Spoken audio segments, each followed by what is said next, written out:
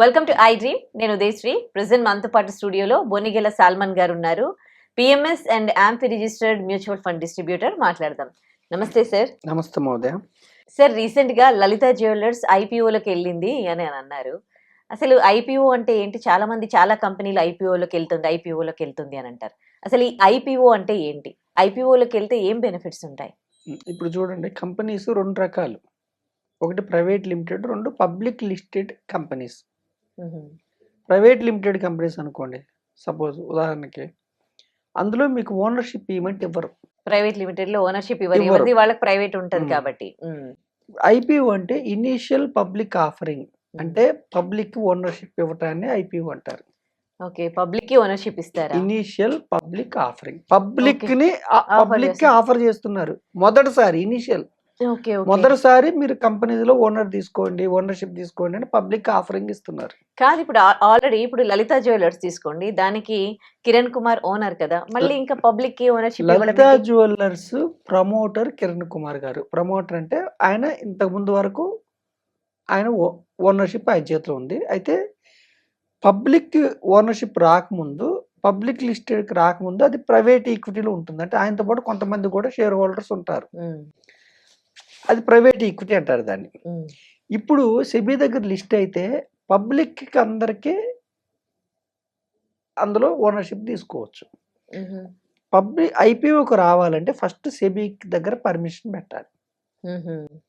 అసలు మీ కంపెనీ ఏం బిజినెస్ చేస్తుంది, ఏ రంగంలో ఉంది, ఏం బిజినెస్ చేస్తుంది, ఎంత లాభాలు వస్తున్నాయి, ఇయర్ ఎంత గ్రో అవుతుంది, పబ్లిక్ నుంచి ఎంత డబ్బు సమీకరించదలుచుకున్నారు, పబ్లిక్ కి ఎన్ని షేర్లు ఇస్తారు, మీరు వాటాలు ఎంత ఇస్తారు, ఈ డబ్బుతో ఏం చేస్తారు, ప్రాస్పెక్టస్ అంటారు. అంటే సెబీ ఏం చేస్తుంది, అన్ని పరిశీలిస్తుంది.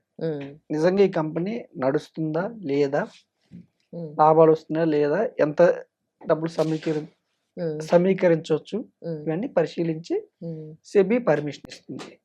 అంటే సెబీ అంటే securities exchange board of India, government body, independent body. SEBI permission ఇచ్చిందంటే ఫస్ట్ టైము ఆ షేర్లు కంపెనీ దగ్గర ఉంటాయి, అంటే ప్రమోటర్ దగ్గర ఉంటాయి. ఫస్ట్ టైం ఇచ్చేదాన్ని ఐపీఓ అంటారు.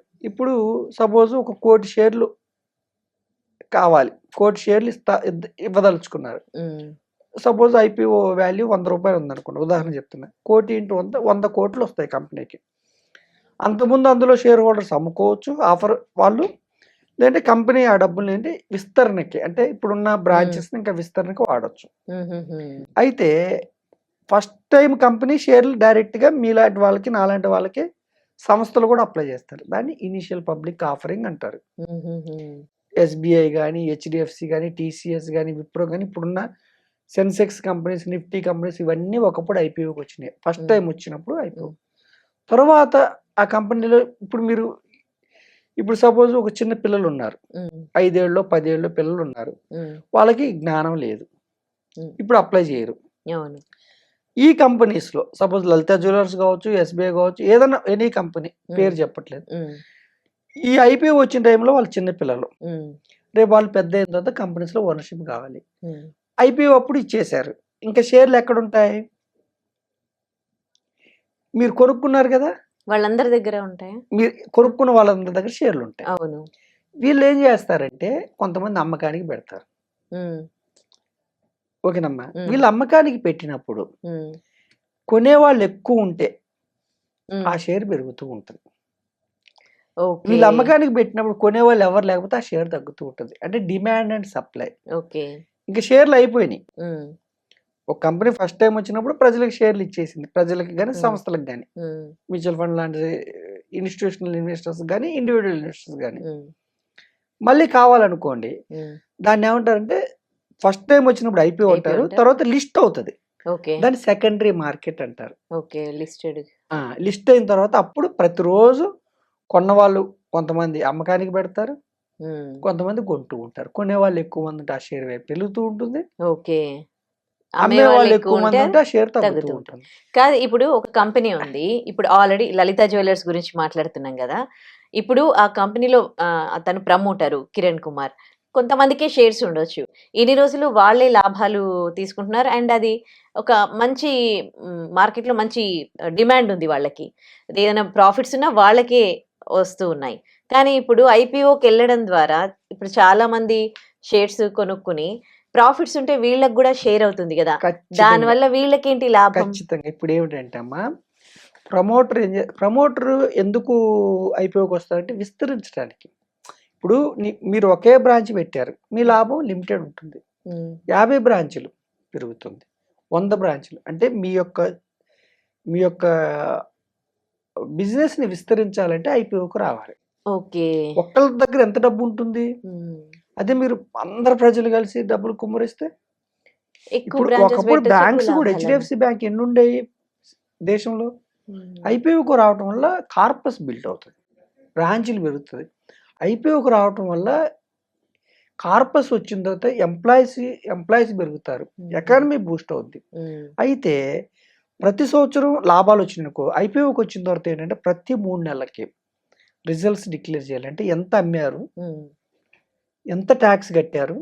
ఎంత లాభం వచ్చింది? ఆ లాభాన్ని ఐపీఓకి వచ్చిన తర్వాత ఆ కంపెనీకి బోర్డ్ ఆఫ్ డైరెక్టర్స్‌ని ఎన్నుకునే అధికారం షేర్ హోల్డర్స్‌కి ఉంటుంది. ఎవరైతే షేర్స్ కొన్నారో హ్మ్. వాళ్ళు ఎన్నుకుంటారు. హ్మ్. ఒక 10 మందో, 15 మంది బోర్డ్ ఆఫ్ డైరెక్టర్స్ ఉంటారు. అందులో ఇండిపెండెంట్ డైరెక్టర్స్ కూడా ఉంటారు. హ్మ్. వాళ్ళు ఈ లాభాలను ఏం చేయాలి? ఒక ఒక ఒక షేర్‌కి ఎంత ఇవ్వాలి? పంచాలి. దాన్ని హ్మ్. డివిడెండ్ అంటారు. హ్మ్. అంటే ఐపీఓకి వచ్చిన తర్వాత వచ్చిన లాభాల్ని డివిడెండ్స్ రూపేణా పంచుతారు. డివిడెండ్స్ ఇచ్చే కంపెనీస్ చాలా ఉన్నాయి. హ్మ్.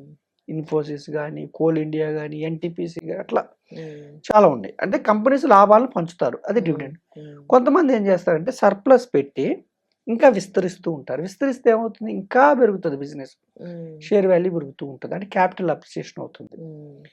వాళ్ళకేమిటి లాభం అంటే బిజినెస్ ఎక్స్‌పాండ్ అవుతది. లాభాలు పెరుగుతూ ఉంటాయి. హ్మ్. పబ్లిక్‌కి ఏంటి లాభం అంటే పెద్ద కంపెనీస్‌లో ఓనర్‌షిప్ తీసుకుంటారు. హ్మ్. ఓనర్‌షిప్ తీసుకున్న వల్ల వీళ్ళకి డివిడెండ్స్ వస్తాయి. హ్మ్. డివిడెండ్స్ వస్తాయి. హ్మ్. తర్వాత ఏమవుతుంది? క్యాపిటల్ అప్రిసియేషన్ అవుతది లాంగ్ టర్మ్‌లో. Hmm. Year on year 20% earnings వచ్చాయనుకోండి. 20% షేర్ వాల్యూ పెరిగే అవకాశం ఉంటుంది. హ్మ్.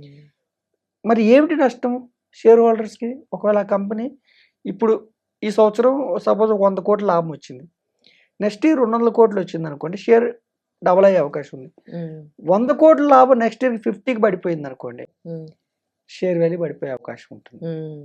ఓకే. తర్వాత ప్రజలు ఏం చేయాలంటే ఇండివిడ్యువల్ షేర్స్ తీసుకున్నప్పుడు హ్మ్. ప్రమోటర్ వాటా సపోజ్ 50%, 60% నుంచి మిగతా 40%, 30% ప్రజలకి పబ్లిక్‌కి ఆఫర్ చేస్తారు కదా! హ్మ్. ప్రమోటర్ వాటా తగ్గించుకుంటూ ఉన్నారనుకోండి. హ్మ్. ప్రమోటర్ వాటా తగ్గించుకుంటున్నారు. అవన్నీ గమనించాలి. అంటే హ్మ్. ఎంత అప్పు ఉంది కంపెనీకి? హ్మ్. అప్పు ఎక్కువ చేస్తున్నారా? అప్పు తీరుస్తున్నారా? హ్మ్. డివిడెండ్స్ ఏం చేస్తున్నారు? అంటే హ్మ్. సర్ప్లస్ అమౌంట్ లాభాలను ఏం చేస్తున్నారు? హ్మ్. డివిడెండ్స్ ఇస్తున్నారా? విస్తరణకెళ్తున్నారా? హ్మ్. ప్రమోటర్ వాటా పెంచుకుంటున్నాడా? తగ్గించుకుంటున్నాడా? హ్మ్. ఫస్ట్ టైమ్ కంపెనీని ఫార్మ్ చేసిన వ్యక్తి ప్రమోటర్. హ్మ్. ఇప్పుడు అంబానీ గారి స్టాక్స్‌కి అంబానీ గారు ప్రమోటర్. అదానీ గారి కంపెనీస్‌కి అదానీ గారు. ఓకేమ్మా. అలాగే టాటా, రతన్ టాటా గారు. అలా ఇప్పుడు లలిత జ్యువెల్లర్స్‌కి ప్రమోటర్ ఆయన కిరణ్ గారు. హ్మ్. అయితే మనం ప్రజలకి ఏం చెప్తుంటే ఎప్పుడు కూడా సింగిల్ స్టాకు ప్రమాదం. అదే. ప్రమాదం అంటే మ్యూచువల్. నాలెడ్జ్ ఉండాలి. హ్మ్. స్టాక్స్ కొనొద్దని చెప్పట్లా మనం. హ్మ్. నాలెడ్జ్ ఉండాలి. అందుకని మనం ఒక ఇప్పుడు multiple. Multi group of stocks కొన్నారనుకోండి. సపోజ్ మ్యూచువల్ ఫండ్స్ ద్వారా మీరు తీసుకున్నారనుకోండి. హ్మ్.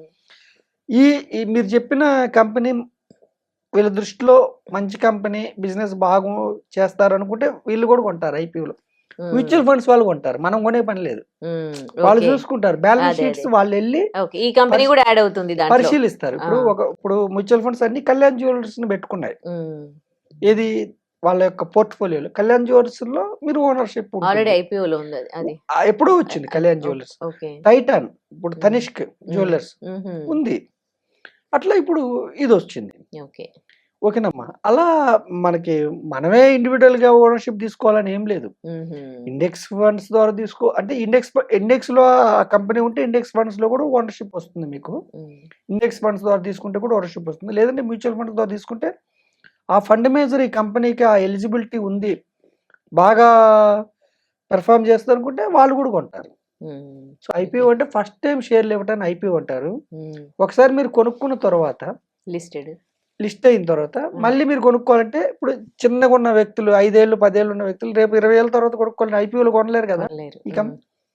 అది సెకండరీ మార్కెట్ అంటారు. అది ఓకే. డిమాండ్ అండ్ సప్లైని బట్టి షేర్ వాల్యూ పెరగటం తగ్గటం ఉంటుంది. ఓకే. ఎస్బీఐ, హెచ్డిఎఫ్సి, టీసీఎస్ ఎప్పుడో వచ్చాయి ఐపీఓకి. హ్మ్. ఇప్పుడు మనకు కావాలంటే ఎవరైతే ఆ షేర్లు కొనుక్కొని ఉన్నారో హ్మ్. వాళ్ళ దగ్గర నుంచి కొనుక్కోవాలి మనం. అదే. షేర్ వాల్యూ ఇప్పుడు ఎక్కువ ఉంటది కూడా. అల్టిమేట్‌గా కంపెనీస్‌కి లాభాలు వస్తే షేర్ వాల్యూ పెరుగుతదమ్మా. అదే. కంపెనీస్‌కి నష్టాలు వస్తే షేర్ వాల్యూ పెరుగుతది. అంటే షేర్ వాల్యూ ఎప్పుడు కూడా slaves of the earnings. Okay. గుడ్డిగా ఏం పెరగదు. షార్ట్ పీరియడ్‌లో గుడ్డిగా అటు ఇటుగా గుడ్డిగా అంటే షార్ట్ పీరియడ్‌లో కొంచెం వివిధ కారణాలు ఉంటాయి కానీ దీర్ఘకాలంలో కంపెనీ షేర్ వాల్యూ ఎప్పుడు కూడా ఎర్నింగ్స్ బాగుంటేనే షేర్ వాల్యూ పెరుగుతుంది. Thank you so much for the information sir. Thank you అమ్మా ఉదయ. అయితే ఏంటంటే అమ్మా ఇక్కడ కంపెనీ పేర్లు మనకు ప్రజలకు అర్థం కావాలని చెప్పాం కానీ అది కొనమని మన రికమెండేషన్ కాదు, అమ్మమని రికమెండేషన్ కాదు. ఎస్బీఐ కానీ, హెచ్డిఎఫ్సి కానీ, లలిత జ్యువెలర్స్ కానీ ఏదైనా కానీ మనం కేవలం ప్రజలకు అర్థం కావాలని ఎగ్జాంపుల్ కింద తీసుకున్నాము. మన ఎప్పుడు కూడా నేను common man group of companies అయితే మీకు రిస్క్ తక్కువ ఉంటుందని నేను ప్రిఫర్ చేస్తూ ఉంటాను. జస్ట్ ఇది అర్థం చేసుకోండి అంతే. Okay. Right. Thank you sir. Thank you అమ్మా.